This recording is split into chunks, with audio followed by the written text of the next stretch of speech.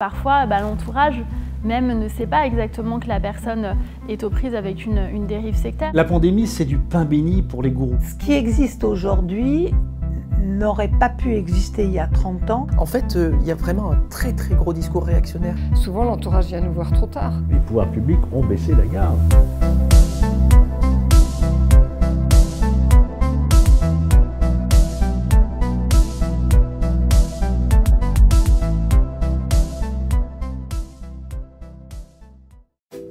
Carole est morte après un jeûne mal encadré. Elle souffrait de problèmes de thyroïde. Julie a arrêté ses chimiothérapies pour suivre une cure ayurvédique. Constance a choisi de manger cru pour soigner son endométriose. Et puis il y a tous ces invisibles qui, derrière leurs écrans, suivent les conseils d'un homme sans aucune formation médicale. Cet homme, c'est Thierry Casasnovas. On n'a pas besoin de la dézinguer avec de la mort au rat, ta tumeur, pour qu'elle disparaisse. On peut faire autrement. Et les effets secondaires sont bien moindres. Au contraire, les effets secondaires de la consommation de pastèques, globalement, je vais te dire, c'est un grand sourire et une satisfaction. Avec son demi-million d'abonnés, les médecins s'inquiètent de son influence. Lui, je le connais très bien parce que j'ai déjà regardé plusieurs de ses vidéos sur YouTube, évidemment, parce que je ne voulais pas mourir idiot. J'ai failli prendre mon téléphone et appeler un juge pour porter plainte. Cette personne qui est libre fait malgré tout de l'exercice illégal de la médecine. En plus de ça, alors avec un bagou que l'on peut remarquer, qui est tout à fait intéressant, mais en disant à peu près une bêtise par phrase. À peu près tout ce qu'il dit est faux. Là, par exemple, le cancer n'est pas une maladie. Moi, ce qui me frappe aussi en regardant Thierry Casasnovas, c'est le plaisir qu'il a à être sur scène et à faire... Franchement, c'est un battleur, quoi. Il ferait du théâtre, on serait très content. Il raconterait des contes de science-fiction pour les autres aussi, pour Tal Chalère, etc. Bon, on n'aurait rien à dire. Mais le problème, c'est qu'il parle de la réalité réelle. Pour contrer ce discours, un collectif de citoyens est né en ligne. Face à la caméra, l'extracteur reviendra bientôt. On a reçu plusieurs dizaines de témoignages. Il y a pas mal de gens qui disent avoir perdu leurs cheveux, avoir perdu leurs dents, avoir perdu énormément de poids, s'être déclenché des diabètes, enfin plein de gros problèmes de santé. On a des personnes aussi qui ont perdu un proche, une maman, une belle-mère, un ami, qui écoutait ce genre de discours, ce genre de vidéos, et s'est convaincu de ne pas faire appel à la médecine scientifique, et donc de ne pas soigner un cancer, de ne pas soigner telle ou telle maladie, pour essayer de se soigner par le jeûne, par les jus, par je ne sais quelle machine inventée. Il y en a plusieurs, hein. Il y a Casasnovas, il y a Tal Chalère, il y a Jean-Jacques Crèvecoeur, qui ont des discours par rapport à la maladie, qui sont des discours à risque. Mais on ne meurt jamais d'une tumeur. Et là aussi, je mets quiconque au défi de me prouver qu'on meurt d'une tumeur. On ne meurt pas d'une tumeur. Et tu te rends compte à quel point on nous a lavé le cerveau. On nous a persuadé que la tumeur était le problème et qu'on mourrait de tumeur. C'est faux, c'est archi faux. Personne n'est jamais mort d'une tumeur. Ils tiennent compte quand même d'essayer de ne pas se faire prendre, c'est-à-dire que vous verrez à peu près sur tous les sites qui parlent de santé que, bien entendu, jamais on ne conduirait quelqu'un à arrêter ses traitements. Que bien entendu, on n'établit pas de diagnostic. Mais ça, c'est la vitrine. Mais c'est vrai qu'ils n'ont pas de contact direct, donc ils peuvent répondre que ben non, c'est la personne toute seule qui a interprété.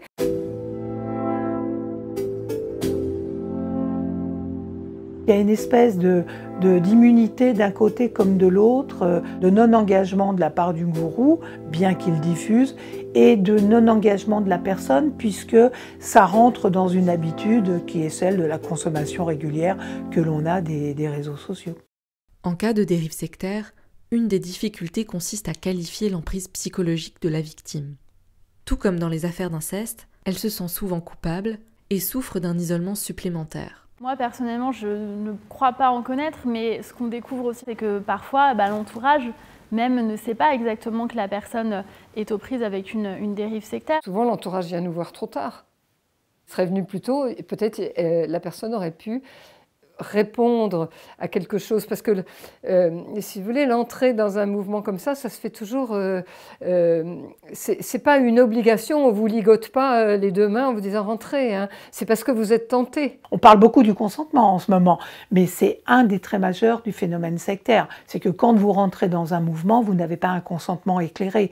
On vous propose des réponses à vos questions que vous pouvez entendre et admettre. Par contre, on ne vous dit jamais là où on va vous emmener. Et c'est en ça que le consentement n'est pas éclairé. L'abus de faiblesse est difficile à prouver. Et pour les familles qui vont porter plainte, il y a le vrai risque ensuite que comme on n'a pas réussi à recueillir suffisamment de preuves, le gourou soit acquitté. Alors là, c'est vraiment double peine. Il y a une évolution du droit et surtout, il y a une évolution de la jurisprudence. Il y a des gens qui ont été poursuivis et c'est pas parce que votre secte vous la dirigez caché derrière un écran que c'est moins grave. Et là-dessus, la jurisprudence est très claire.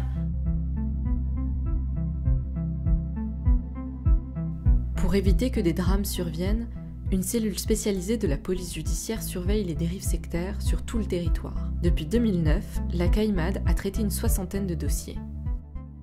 On a ce qu'on appelle une veille opérationnelle. On a donc tout ce réseau de correspondants, on a le service de renseignement territorial, on a la Miviludes, et voilà, ça nous permet d'avoir des renseignements qui remontent. Voilà. Et à partir de là, si effectivement on a des renseignements concordants, on peut enclencher une enquête. Thierry Casasnovas est déjà dans le viseur de la Miviludes, l'organisme qui lutte contre les dérives sectaires en France. Depuis 5 ans, il a fait l'objet de plus de 600 signalements, dont 70 rien qu'en 2020. Le commissaire Béraud confirme qu'il fait l'objet d'une enquête. Les mêmes qu'on pouvait trouver au bar du village et que personne n'écoutait, maintenant, grâce à Internet, ils ont un écho qui effectivement est disproportionné par rapport, j'allais dire, à ce qu'ils disent, quoi. On a des gens qui sont intelligents, qui ont des professions parfois de style pilote de ligne, de style agents commerciaux, donc pas des gens qui sont qui ont une certaine culture et qui sont prêts parfois à croire n'importe quoi. Pour l'ancienne députée Catherine Picard, l'efficacité de la lutte contre les sectes s'est amoindrie. À l'époque, il y avait les RG, qui fait que même dans les ministères, jusque dans les années 2005-2006, sous réserve, on avait des référents sectes partout. Il y avait une personne qui était le référent secte. Ça a complètement disparu. Il nous est arrivé de voir ressurgir des dossiers qui étaient classés des années 1985, dans les 5 dernières années, et de personnes qui, ayant été condamnées pour des pratiques dans les années 85-90, se sont fait assez discrets et ont refait autre chose et repropose autre chose dans un domaine totalement différent. On a récupéré plus de dossiers dans la période du Covid que l'année dernière, par exemple. C'est lié clairement à la pandémie. La pandémie, c'est du pain béni pour les gourous. Ceux qui étaient déjà sur ce secteur du bien-être, qui étaient anti-vaccination, anti-soins contre le cancer, anti-médecine, médecine scientifique, qui prônaient déjà des méthodes un petit peu plus que curieuses, inévitablement, ils se greffent sur l'actualité.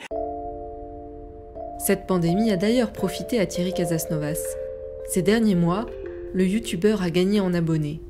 Des internautes fervents qui ne supportent pas la critique. Ça peut donner lieu à des injures, beaucoup de calomnies sur les réseaux, des menaces, de l'intimidation, des menaces même de mort, qui ont valu d'ailleurs le fait que je dépose plainte en mon nom pour ça, parce que c'était vraiment mon nom, mon identité, mon lieu de travail circulait sur les réseaux sociaux. Et en fait, depuis des années, on a l'impression de crier dans le vide, personne ne nous écoute, il n'y a pas vraiment de relais, et là, ça semble être en train de changer, il y a des annonces, il y a une prise en compte qui a l'air, en tout cas c'est des annonces, on va voir si les actions vont suivre. En mars 2021, la ministre déléguée auprès du ministre de l'Intérieur, Marlène Schiappa, enchaîne les interviews pour communiquer sur le sujet. Je pense qu'il y avait une intuition, si je peux le dire de cette manière, qui existe au plus haut niveau de l'État. C'est pour ça d'ailleurs que le président de la République a souhaité que pour la première fois, il y ait un décret d'attribution ministérielle avec un ministre, moi en l'occurrence, chargé de la question de la lutte contre les dérives sectaires. C'est la première fois, ça n'est jamais arrivé auparavant qu'il y ait un ministre qui soit chargé de lutter contre ces phénomènes de dérives sectaires. En France, 4000 médecins pratiquent des thérapies alternatives en parallèle de leur exercice de la médecine conventionnelle. Un mélange des genres qui peut perdre le patient dans son parcours de soins. La naturopathie, par exemple, enregistre plus de 600 nouveaux praticiens en 2021, contre une petite centaine il y a 10 ans. Cette science prétend soigner les maux des individus en effectuant des réglages sur leur hygiène de vie, sans faire appel aux médicaments. Tous les mois, l'Institut Gustave Roussy accueille des malades du cancer qui ont dégradé leur état de santé en cherchant à se soigner naturellement. Souvent, ils ont tenté des régimes de restrictions alimentaires, type jeûne intermittent ou cétogène. Ce n'est pas la naturopathie qui pose problème, c'est le fait que certaines personnes, thérapeutes plus ou moins confirmés, l'utilisent pour détourner les patients des médecines qui ont démontré leurs bénéfices pour telle ou telle pathologie. À partir du moment où il y a une ouverture d'esprit aussi importante de leur côté que de la nôtre, ça ne me pose pas de problème. Ce n'est pas nous qui détournons les patients de la naturopathie, c'est les naturopathes qui détournent les patients de la médecine conventionnelle, malheureusement.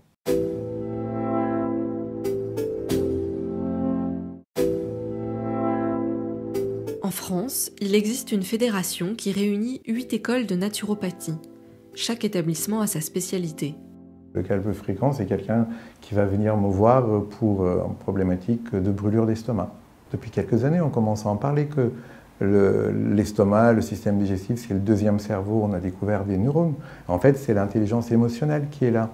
Donc, juste donner quelque chose antiacide qui n'est pas d'ailleurs de notre ressort, qui est du ressort de la médecine conventionnelle, ça ne va pas arranger les choses, ça va arranger peut-être sur l'instant. Mais nous, on préfère être une sorte de détective et explorer avec la personne quelles sont les émotions non exprimées qui vont être à l'origine de ça. Les bonnes respirations, le bon mouvement, ça peut être du tai chi, du qigong, de donner à la terre un tout petit peu son anxiété. Faire le raccourci en disant que si on est anxieux ou dans un état psychologique particulier, on n'aura pas les nutriments qui arriveront aux cellules, je ne crois pas que ça soit démontré. Derrière tout ça, il y a la génétique, il y a l'environnement plus global, parce que les naturopathes ont raison, il faut probablement aider les gens à se comporter mieux dans ce qui est modifiable, l'activité physique, l'alimentation et sûrement plein d'autres choses, mais il y a plein d'autres choses qu'on n'est pas capable de modifier. Le problème de ce développement personnel, entre guillemets, ou de ces pratiques de santé alternatives et à risque, c'est qu'elles vont faire reposer sur la personne elle-même la responsabilité d'aller mal. Il y a des victimes qui nous contactent et qui nous disent moi, ça n'a pas marché pour moi. C'est pas Thierry Casasnovas ou l'autre promoteur de telle ou telle méthode qui est responsable, c'est moi, j'ai pas assez bien fait. Il n'y a même plus d'intérêt par rapport aux autres, en plus. Il y a une déresponsabilisation qui est ahurissante. Vous voyez ? Parce que finalement, si les autres, ils n'y arrivent pas, c'est leur karma, c'est leur chemin, ils n'en ont pas cassé. Quelqu'un qui a un cancer qu'on attribue à un conflit psychique et le cancer continue à évoluer et continue à chercher son conflit psychique, mais vous vous rendez compte le drame ? C'est pathétique, quoi. J'ai le cas d'une jeune femme qui avait 34 ans, qui est morte d'un cancer du sein en pourrissant sur place, quasiment, de son cancer pas soigné. Et cette pauvre jeune femme qui était entourée par sa famille, par son mari, qui ont essayé, quand ils l'ont emmenée à l'hôpital, il était largement trop tard. Et l'espèce de charlatan exerçait ses talents dans une arrière-boutique en la nourrissant de jus.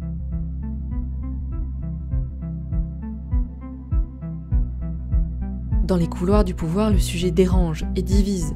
Faut-il encadrer ces nouvelles thérapies ou faut-il, au contraire, les désigner clairement comme inefficaces et dangereuses ? Pour les anciens responsables de la Miviludes, l'État a laissé faire des pratiques inacceptables. Une défaillance, manifestement. Le moindre objet, par exemple, le moindre jouet que vous mettez en vente dans un supermarché, s'il n'est pas homologué, s'il n'y a pas eu des contrôles par la DCGRFF, etc., il ne passe pas. Hollande, son Premier ministre, son cabinet avait fait une étude là-dessus, une note de recommandation, pour qu'il y ait une forme de législation, de réglementation autour des médecines non conventionnelles cette fois-ci, dont la naturopathie. Il y a une forme de laxisme qui a pris jour et je suis aussi persuadée qu'il y a eu de l'entrisme de lobbying au sein de ce gouvernement précisément qui fait que on ne veut plus appeler un chat un chat. Les mouvements les plus influents, évidemment, cherchent à occuper des fonctions importantes dans les lieux de pouvoir. que ce soit le pouvoir économique, il y a un entrisme aussi dans les sociétés, dans le milieu universitaire, le milieu politique aussi, il ne faut pas se le cacher. C'est-à-dire on cherche évidemment à influencer à travers des responsables politiques qui ont un poids. Mais ça fonctionne? Ça peut fonctionner, oui, bien sûr que ça peut fonctionner. Tout à fait. Je ne veux pas rentrer nominativement, mais on a eu des exemples, effectivement. Je pense que des grands mouvements, de grands mouvements ont été acteurs pour faire en sorte que la mission interministérielle perde de son efficacité. Est-ce qu'on peut considérer que dans un état de droit, du jour au lendemain, sous motif qu'il n'y a pas un drame historique comme l'OTS, on abandonne un sujet et on laisserait des gens se faire totalement escroquer intellectuellement, avoir des atteintes à leur dignité par des charlatans qui auraient pignon sur rue? Ça n'est pas entendable. Les pouvoirs publics ont baissé la garde. Quand vous voyez aujourd'hui que la plupart, voire la quasi-totalité des facultés de médecine ont déroulé le tapis rouge à toutes ces méthodes, c'est-à-dire qu'on délivre des diplômes, des unités de valeur pour le reiki, la kinésiologie. Donc ça donne un vernis officiel, ce qui vous permet d'avoir une plaque de maître diplômé de la faculté de Strasbourg. Pour moi, c'est un vrai scandale. Et je me demande pourquoi le ministère de l'Éducation nationale, le ministère des Universités ne remet pas de l'ordre. Vous imaginez même que à la PHP, c'est-à-dire les hôpitaux de Paris, on a aussi ouvert les portes à toutes sortes de coupeurs de feu, reiki, kinésiologues, etc., qui viennent soulager, soi-disant, les souffrances, donc très bien, et qui servent un peu les malades, un peu de cobayes, hein, j'ose employer le terme. On expertise en réalité sur des vrais malades dans les hôpitaux de Paris ces méthodes. Ça a été reconnu par la directrice à l'époque de la PHP devant la commission d'enquête sénatoriale. Et ça m'inquiète beaucoup. Surtout qu'on a le groupe d'études sur les sectes, que j'avais présidé le dernier jusqu'en 2017, n'existe plus. En fait, on vit une contradiction qui est que l'Organisation mondiale de la santé, l'OMS, reconnaît la naturopathie comme une médecine traditionnelle. Donc en fait, il y a une reconnaissance de ce côté-là. Mais en France, c'est qu'il y a une activité, on va dire, qui est autorisée ou tolérée, mais il n'y a pas de reconnaissance. Donc effectivement, si demain, quelqu'un, même sans aucune formation, même pas celle de 3 jours, veut mettre une plaque de naturopathe, il n'y a pas de souci sur le plan juridique, sous réserve qu'il soit avec l'administration fiscale, voilà, que ça soit en bonne et due forme. En même temps, on peut se tromper que soi-même, donc il n'ira pas très loin, puisque être un vrai naturopathe, ça sous-entend qu'il y a un savoir, un savoir-faire, un savoir-être. J'estime que le citoyen a du mal à s'y retrouver et peut se tromper, et être trompé en réalité, en allant en confiance vers ces méthodes maintenant, qui, je le rappelle, n'ont jamais guéri de cancer, et n'ont jamais guéri de sida ou de pathologies lourdes. Faudrait-il tout simplement que la MIVILUDES soit bien claire, identifier et spécifier les gens qui n'ont pas de formation et qui font cela. Il ne faut pas qu'il y ait une confusion des gens. Parce que dans les écoles de naturopathie aujourd'hui, comme la FENA le prône et l'applique, hein, d'ailleurs on a des accords au niveau de la FENA qui interdit toute appartenance à un groupe sectaire. La spiritualité n'est plus seulement l'apanage des religions. Elle se propage désormais dans toutes sortes d'activités commerciales. Des pratiques qui sont, en apparence, inoffensives.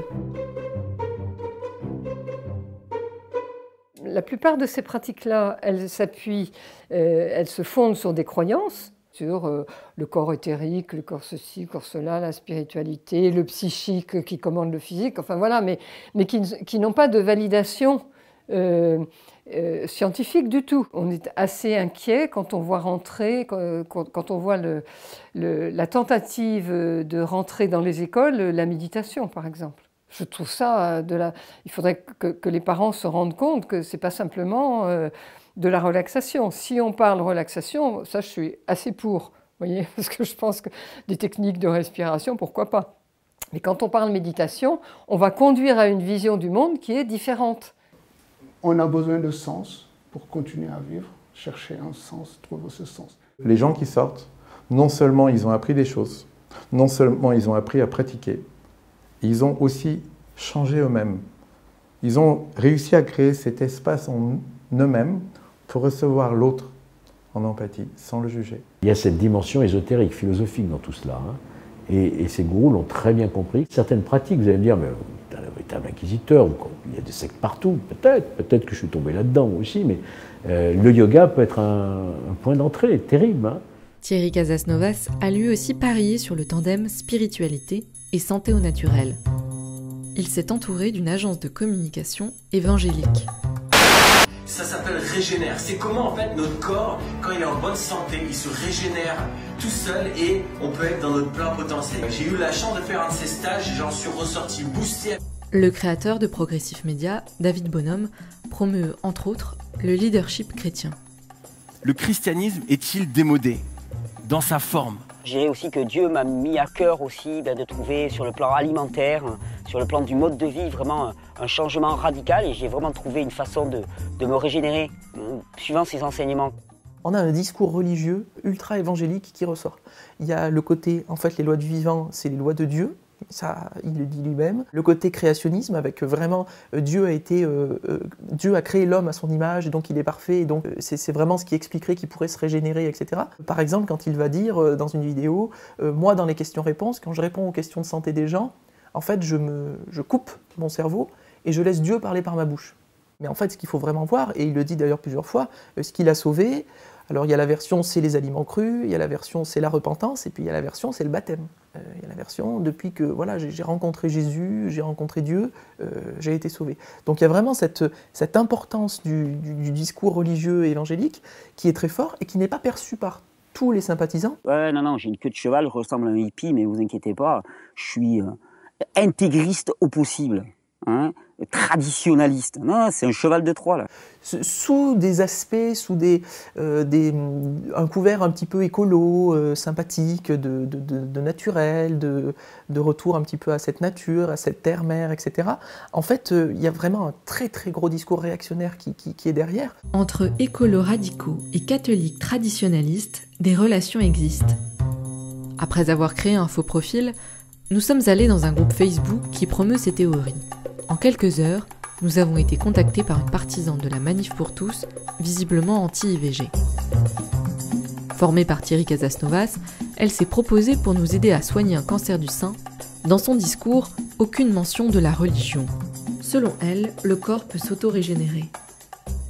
Sur les femmes, c'est vraiment, il faut faire de la contraception naturelle, il faut donc pas se faire avorter, il faut faire attention à comment on s'habille, à comment tout ça. Et ce qui est le plus étonnant, c'est que son public, c'est principalement des femmes.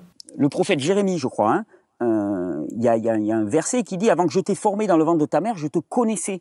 C'est-à-dire que sur le plan spirituel, un enfant existe même avant qu'il soit conçu dans le ventre de sa mère. Donc l'avortement n'est en aucun cas un acte anodin, du style « Ouais, je peux prendre mon plaisir, mon utérus c'est ce que je veux, je fais ce que je veux, et puis après j'avorte ». Et pour autant, c'est pas des choses qui vont toujours les alerter. C'est-à-dire que on voit que dans son public, ce discours-là, il y a beaucoup en commentaire, moi je suis une femme et ça me choque pas, il a le droit de le penser, etc. Voilà. Alors si c'était un parti politique qui aurait les mêmes avis, les mêmes opinions, qui proposerait les mêmes choses, je suis pas sûr qu'on tolérerait. Mais comme c'est quelqu'un qui paraît sympathique, qui est de confiance, pourquoi pas, ça paraît il a le droit. Si des personnages comme Thierry Casasnovas arrivent à émerger, c'est qu'il y a une attente réelle du côté des malades. Malheureusement, en cancérologie, on ne prend jamais suffisamment de temps et donc il faut vraiment qu'on puisse retrouver ce temps d'échange, de communication bilatérale qui permette que le patient dise « ben voilà, moi ma vie c'est ça, ce que je voulais en faire c'était ça ». Par rapport à cette information, qu'est-ce que vous me proposez comme traitement? Les gens ont envie d'être écoutés et d'être entendus. Donc, le naturopathe, par exemple, va prendre beaucoup de temps pour écouter et entendre et pour comprendre. Nous, on essaye de questionner les dangers et les dérives qu'il peut y avoir autour de la santé sur Internet. Et il y en a de multiples. On parle de Casas Novas, mais il y en a plein d'autres et on aborde aussi bien d'autres personnes sur notre blog ou nos vidéos. Mais leur réponse, c'est ça, c'est de créer, de parler de guerre ouverte, de dire qu'il y a l'ombre face à la lumière, que c'est vraiment le moment où il va falloir se révéler. Parfois, ils font des comparaisons avec la Seconde Guerre mondiale en disant c'est le moment où on va voir qui est collabo, qui est résistant. Et en fait, c'est cette agitation de la confrontation entre deux caricatures qu'ils font, qu'on se résout à ne pas faire. Je pense qu'il y a des choses à regarder de près dans les médecines alternatives ou quoi, il y a des choses à étudier, il ne faut pas se fermer à tout.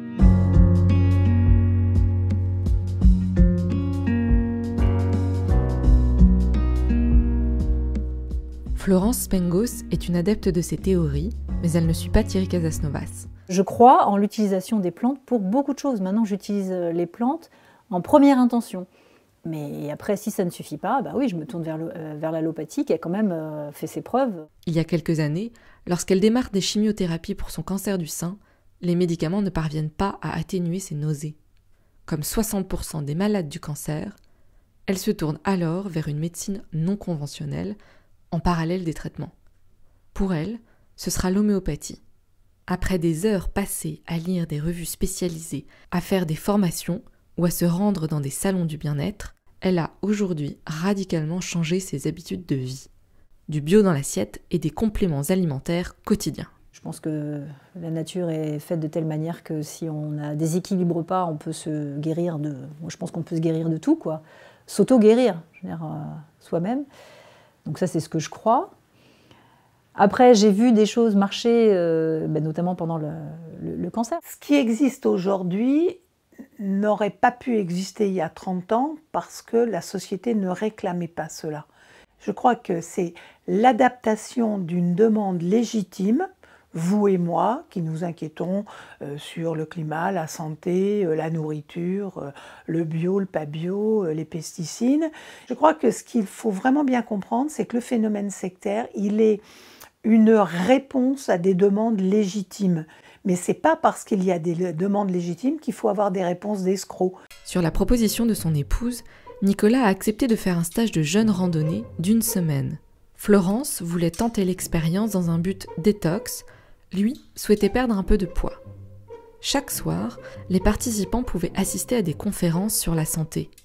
L'organisatrice de ce stage, située dans le Médoc, n'a pas de formation médicale.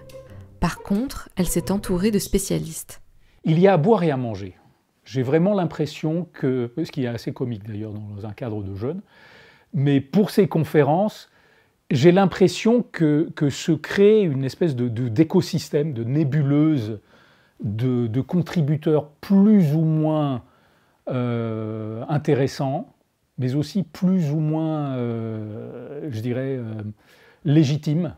Là, on a eu le droit à un intervenant qui s'est présenté comme magnétiseur, démagnétiseur, détecteur de courants et de failles telluriques sous les maisons et les appartements. Sérieusement, il avait un business à vendre, et son business, c'était ça. Écoutez, si quelque chose ne va pas bien dans votre vie, chère madame, peut-être qu'il y a une faille tellurique sous votre appartement qui n'a jamais été détectée, et il y a des puits d'énergie magnétique négative qui vous pompent tout votre bien-être, toute votre santé. Enfin, de la folie pure. C'était du grand n'importe quoi. Là où j'ai un problème, moi, avec ce genre d'approche, c'est que dans ce milieu où il est quand même question de santé, si on fait un jeûne, c'est pas pour passer le temps, c'est pas parce qu'on a envie de jeter son argent. Il y avait des personnes dans ce stage qui avaient de vrais problèmes de santé. Il y avait des cancers, il y avait des problèmes digestifs de très longue date, des grandes difficultés de perte de poids, enfin des gens qui étaient, je ne dis pas au bout du rouleau, mais qui avaient quand même essayé beaucoup de choses. Et je trouve que c'est un public fragile, et auquel il est facile de faire passer des messages dangereux. Une des étapes de la dérive sectaire, c'est la rupture. Quand l'idéologie prend trop de place et qu'il devient impossible de dialoguer avec ses proches. On a vu des femmes, rompre avec leur famille en 1 semaine. une fois qu'elles étaient sous l'emprise d'un gourou. C'est-à-dire, elles participaient à un stage de Reiki, de méditation, et en une semaine, 10 jours, leur comportement était totalement changé et amené peut-être sur des fragilités antérieures à rompre totalement parce que elle ne pouvait pas supporter que l'autre lui dise c'est pas possible, mais regarde, c'est une aberration ce que tu es en train de me raconter. Au départ, j'étais comme ça, j'avais envie que toute ma famille fasse comme moi, toute ma famille se mette au bio 100%, ce que j'ai pas réussi. Et on se pose la question, ah oui, mais si je vais au restaurant, bah là c'est pas du bio, quoi. Qu'est-ce qu'on nous donne à manger? Ah, et si je suis invitée, mince, moi qui fais un régime sans gluten strict, bah, on va me donner du pain, des pâtes, enfin... du coup, je ne vais pas réussir. Donc moi, dès le début, je me suis dit, je ne vais pas aller embêter les autres avec mon choix. Mais j'en ai vu autour de moi qui finissent par refuser des invitations en se disant, bah non, parce que sinon, je romps le régime que j'essaie de faire. Dans les réseaux de pratiques alternatives, les réseaux New Age, les réseaux de spiritualité, méditation, etc., parfois on avait le sentiment déjà que la personne qui était sous emprise, à partir d'un moment, se radicalisait toute seule dans la doctrine. À partir du moment où tu vois un médecin diplômé d'État, là ça me va. Je vois un médecin diplômé d'État. Je continue à voir un médecin diplômé d'État, rassure-toi. Le jour où tu m'amènes un chaman ou une rebouteuse... Ça peut être très intéressant, non, si ça se trouve. Hein? Ma grand-mère maternelle est décédée d'un cancer abdominal, et c'est un cancer du côlon, je crois. Et je me rappelle les lamentations de ma mère, qui regrettait amèrement de ne pas avoir pu convaincre sa propre mère de faire confiance à l'allopathie plutôt qu'au livre de Ricasaraï. Ma grand-mère avait essayé de se soigner avec des bains de siège. Quand ma grand-mère a finalement consulté, le vrai médecin, c'était trop tard. Vous savez, aujourd'hui, c'est encore pire. À l'époque, il fallait acheter le bouquin de Ricasaraï. Maintenant, il suffit d'aller sur Facebook ou n'importe quel réseau social et on est abreuvé d'âneries, toutes les âneries possibles et imaginables. Il n'y avait pas, il y a 20 ans, certaines personnalités très, très présentes médiatiquement, comme Pierre Rabhi, par exemple, ou d'autres, Casas Novas, ou autres, qui étaient là, mais ils n'avaient pas les réseaux sociaux, c'était plus compliqué pour eux d'exister. Aujourd'hui, on leur ouvre des portes, des boulevards de médiatisation. Il est absolument évident qu'il y a un marché colossal. On parle de milliards et de milliards. Hein. Ce sont tous les salons de bien-être, ce sont la porte de Versailles chaque année. Vous allez voir l'affluence qu'il peut y avoir. On vous vend toutes sortes d'appareils magiques, hein, de la médecine quantique par exemple, à prix d'or. Hein.